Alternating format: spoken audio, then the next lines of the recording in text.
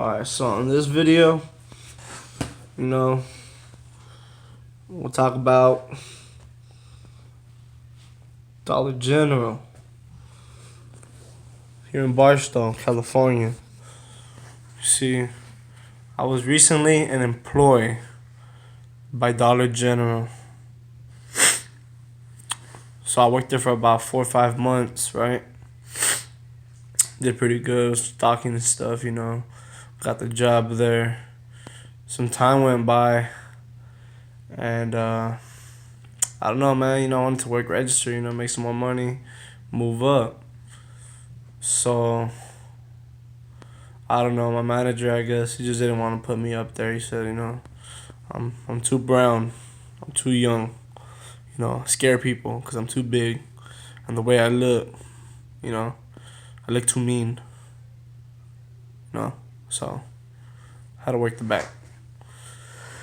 So Apple Valley, their car ended up running into their store or whatever. They sent this white girl to work with us, right? So I work with this Asian guy and this white girl. And we gotta break down boxes and stuff, man, stack shit, so they start giving me their boxes, bro, saying that the white girl goes, "Oh, I can't break these down." She goes, I go to the gym once or twice every week, but I still can't break these down. She's like, "Can you help me?" So I'm like, all right, whatever. Gotta do some more work for somebody else that can't do the job, just because they see a brown person. So then there's Asian fool that's been working here, his name's Chris. He's always coming by throwing his boxes at me too. So I'm like, what the heck, man? Like, I ain't nobody's slave, you know what I'm saying?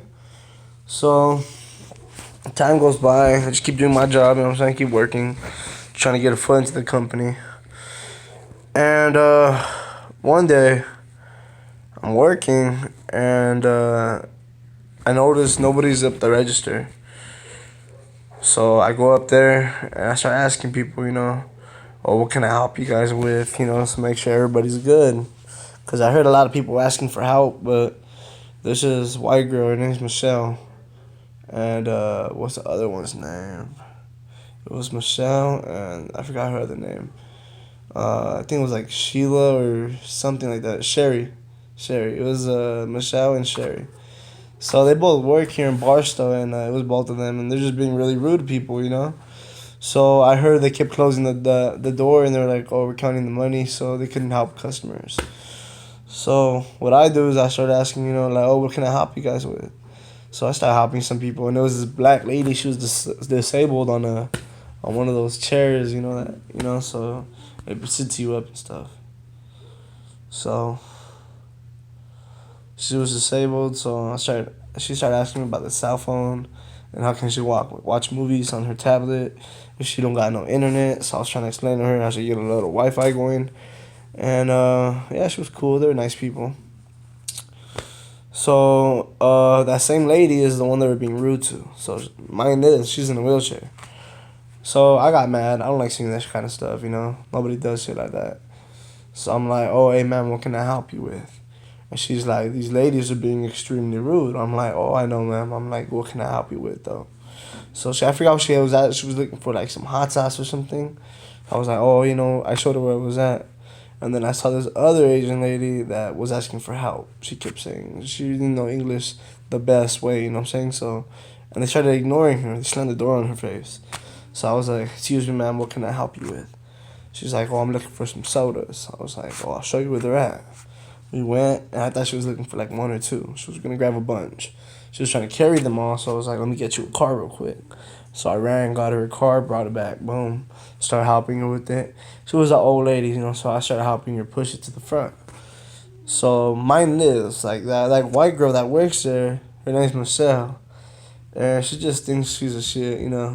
So I'm not gonna lie, she's pretty, you know what I'm saying? I'm not denying that.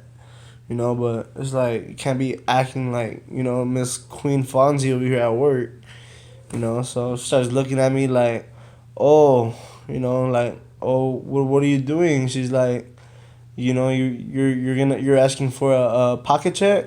I go, You know what the fuck? You know, what the fuck she talking about? You know, she tried to sue me that I was asking for money while I was on the job, and I was like, dude, I'm like, that's so wrong. Why are you saying that? Cause I'm brown. I don't see why else she would say that. So mind this, the other girl, Sherry, she has a son that's there at the job at the time. Well, that's getting picked up, right? So she has her son there, and he was standing right in front of me. He looks back at me and he tells me, "That's messed up." He goes, "You're doing a good job, bro. Just keep doing what you're doing."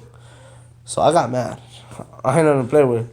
I get mad. So I just kicked back, kept doing my job. Went outside and I caught the same guy, Chris. He's like our co-manager, I guess. I caught him driving out because our shift was already over. So I was like, "Hey, bro." I was like, this girl's being extremely disrespectful. Like, you don't even know the stuff she said in there really hurt me. You know, it hurt me, hurt my identity, hurt my soul. So it's like that ain't right. Her just getting away with that. So he's like, "I'll talk to the manager about it," which is George. So I'm like, all right, so and mind this, I only work Thursday, Friday night, and Saturday. So I don't work like a bunch of days. So this was the last day going into the new week, right? So I wasn't gonna work for a few days. And then I came home and I explained what happened to everybody. Everybody in my family was like, they're gonna want to fire you because she discriminated you. So a day period of that, I go in and they're like, "Oh, we need to talk to you." I'm like, "Okay, what's going on?" And they're like, "Oh, you're getting terminated because you missed too many days without telling the manager why you weren't here." And I said, "Yeah, I missed a few days. But when I went into this job, I was supposed to get trained, which never happened. I got maybe a day of training, but they were supposed to train me good. That never happened. I never worked with my manager. He left me with somebody else. So at a point, it was like he would call me and the phone numbers would be blocked. And he's tried saying, "Oh, I never blocked you from the phone call." I said, "Bro, mind this, I don't know that I'm getting fired, right?" So in my head, I don't know. I had a feeling, but I wasn't like, "Oh my God," reading his mind from over here, like, "Oh, I know you're gonna fire me." So that day I go into work, I'm thinking about the work. So he fires me, and mind this, like he knows I don't carry a phone with me. I would just carry one phone, but it had no service. It'd be for music, for working. He knew this. He knew I didn't have a phone. So he said, "Oh, you never call me before you come in." And I said, "Look, bro, it ain't that." I said, "Every time you call me, I can't save the number because it's blocked. It says you're blocking your information." And he said, "No, I don't." I said, "Yes, you do." I said, "I could prove it." I said, "Dial this." I said, "Call my mom real quick on your phone, on the work phone," and I said, "And put it on speaker." I go, "I'm gonna ask her one time, and you see the answer she's gonna give me."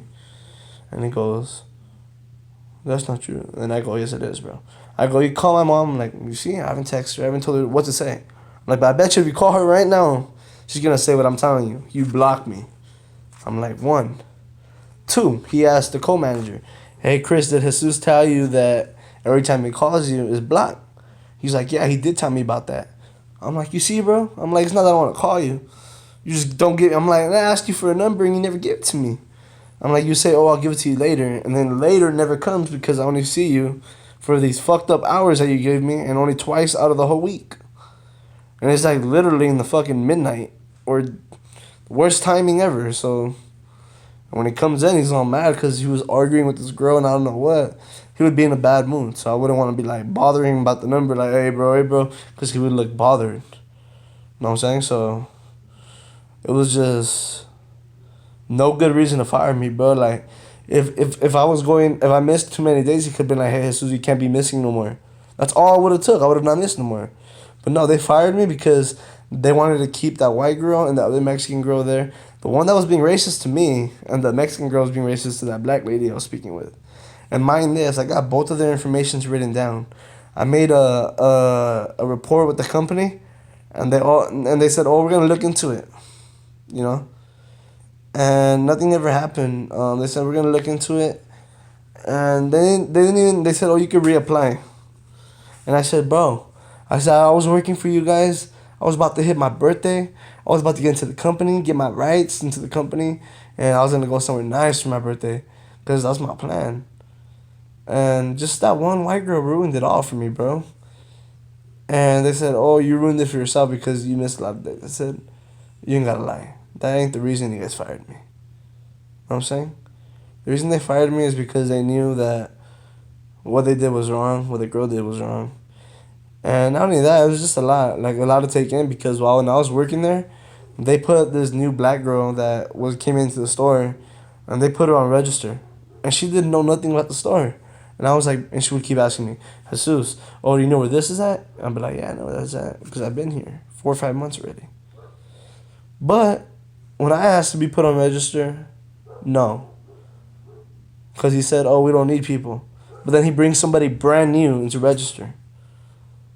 You see, that's like racism. Like I never got the same chance as everybody else in that store. You know what I'm saying? Just because of my color of my skin. And to this day, I lost my job, and I still don't got a job because of them. And now that shit's probably on my record that saying that I did something bad when I didn't. So I'm just making this video just to let people know what's up about here in Barstow. You know what I'm saying? So if you guys want to let these people know, you know, some racist people up in that store, you know, and they don't treat the workers right, you know what I'm saying?